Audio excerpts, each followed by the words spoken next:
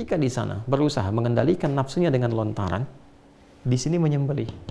Apa yang disembelih? Di sana kan gambarannya melontar, ya kan? Ya kan? Nilai spiritualnya apa dari lontaran itu? Kalau lontaran kan praktek ritualnya, ya kan? Gambarannya kan melontar itu, ya kan? Itu kan syariatnya melontar. Tapi hikmah di balik itu apa? Yang dilontarkan nafsunya, itu yang diperbaiki. Makanya jamarat kan gambaran dari godaan-godaan setan itu. Yang pertama digoda kan nafsu dirinya itu.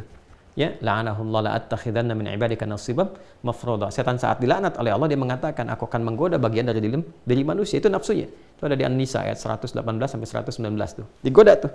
Nah, itu yang dilontar. Supaya godaan-godaan setan itu bisa diminimalisir, dihilangkan sifat buruk yang muncul baiknya. Nah, sama persis.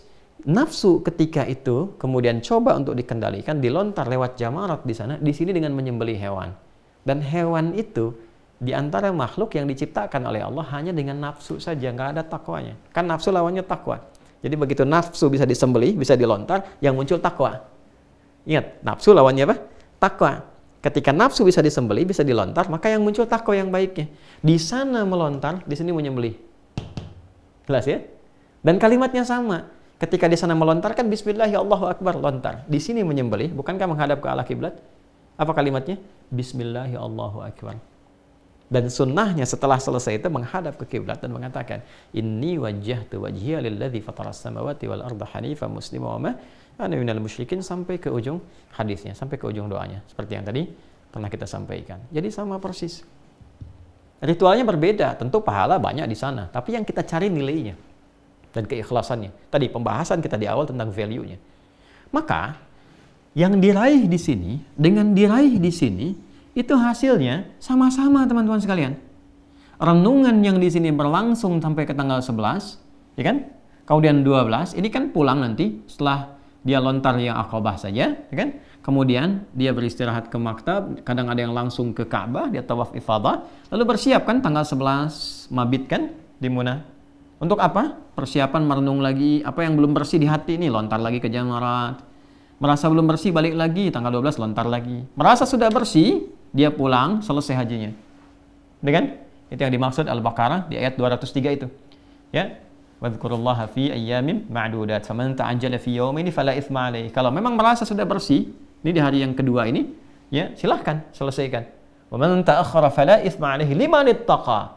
Dan bagi yang ingin meneruskan hari yang ketiganya, teruskan sampai nafar akhir, ya kan? Nggak ada masalah. Liman ittaqa, bagi yang merasa takwanya sudah muncul. Jadi bukan sekedar nunggu di Munah, berangkat yuk lontar, balik lagi berangkat, bukan begitu. Ada merasa perubahan pada dirinya. Liman ittaqa, bagi yang merasa takwanya sudah muncul, nafsunya ditekan.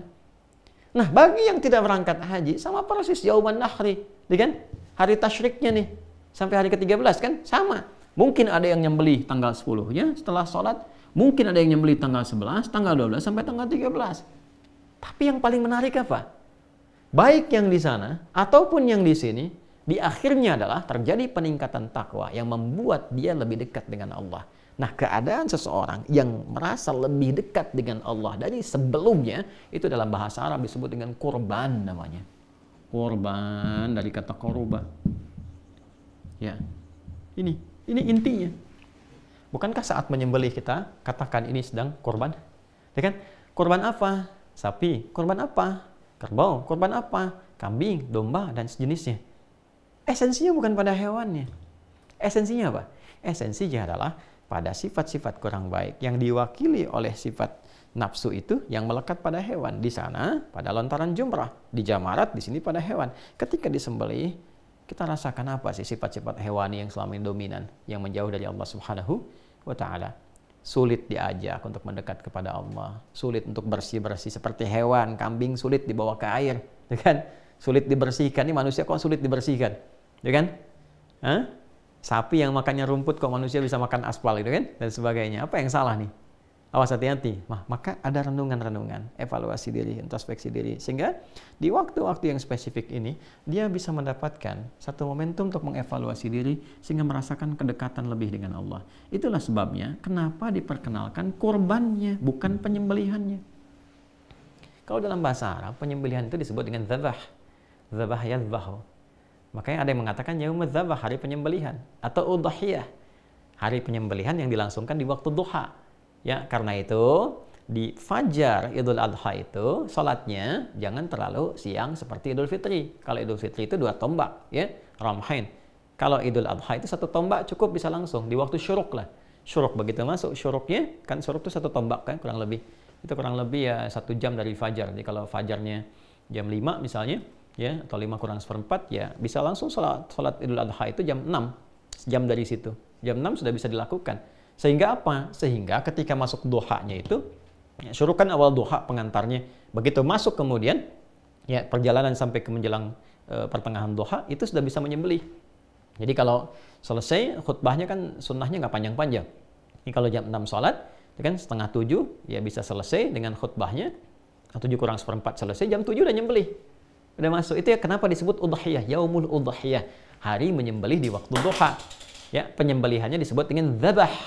Waktunya di waktu duha, udhiyah. Ya kan? Sifatnya disebut dengan kurban. Pertanyaannya, kenapa yang diperkenalkan oleh ulama kita itu kurbannya? Ini ingin menunjuk kepada esensinya. Antum boleh kurbannya, korban sapi, hewannya. Tapi kedekatan dengan Allahnya jangan sampai, ya, sekecil ayam misalnya. Ya, itu maksudnya. Jadi bangun kedekatan lebih lagi, bangun lebih lagi, bangun lebih lagi. Nah, nggak mungkin orang itu bisa optimal kurban, dekat dengan Allah, kalau nggak disiapkan dari awal-awal ini.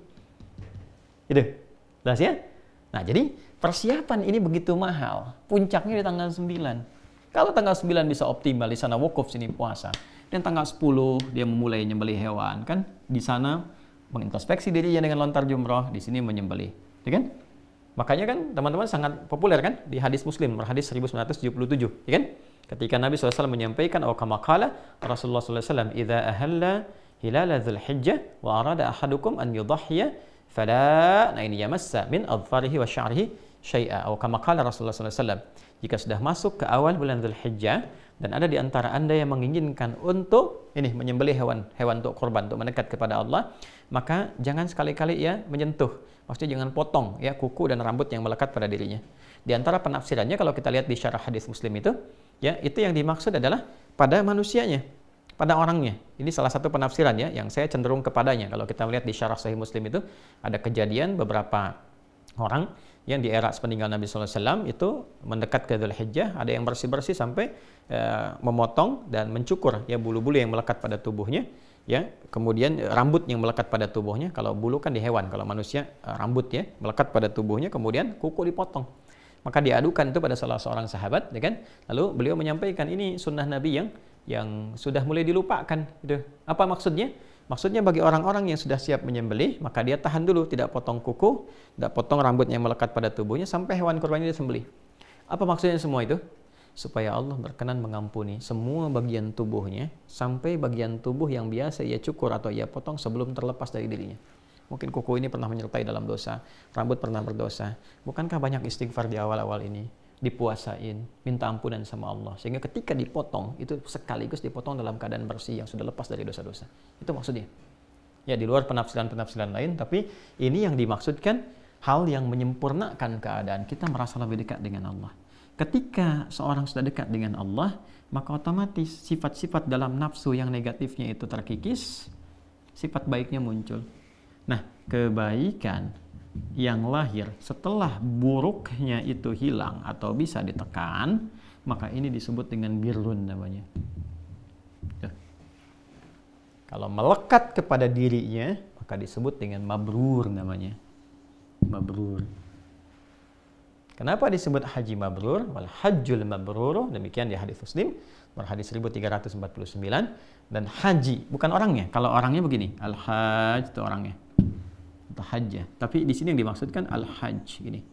Al-hajjul mabrur. Wal hajjul mabrur, sedangkan penunaian ibadah haji itu yang mampu merubah seseorang menjadi lebih baik, mengikis sifat buruknya. Ini yang mampu merasakan diri sendiri. Ya kan? Personal nanti, kan evaluasinya personal sifatnya. Nah, kalau sudah merasakan kebaikan, pulang ke Indonesia, ke tempat lain, ke daerah masing-masing, lebih tenang, lebih baik, auranya lebih, Masya Allah, memancar cahaya kebaikan, kemuliaan. Dia pertahankan sampai wafat. Ini nilai salahul jaza, nilai salahu jazaun illal jannata. Ini nggak ada pahala sebanding kecuali surga. Ya, Dan yang tidak berhaji, potensi mendapat mabrur, ini kan value-nya nih, nilainya, nilai yang bisa dicapai. Ini sangat mungkin bisa didapatkan. Sekali lagi, saya tidak bicara tentang ritualnya. Kalau ritualnya nggak semua orang bisa mengerjakan, makanya yang terpanggil optimalkan setelah sampai di sana. Tapi yang saya maksudkan adalah ini value yang bisa diraih. Bahkan orang haji pun berangkat untuk meraih ini. Yang tidak berhaji, yang belum berkesempatan, kejar ini value-nya. Lakukan ibadah-ibadah yang Nabi pernah isyaratkan dan contohkan, dapatkan perubahan pada dirinya. Ketika mampu mendapatkan perubahan pada diri itu dan menjadi lebih baik dari sebelumnya, maka itu yang saya maksudkan dia mendapatkan mabrur sekalipun dia belum berangkat menunaikan haji.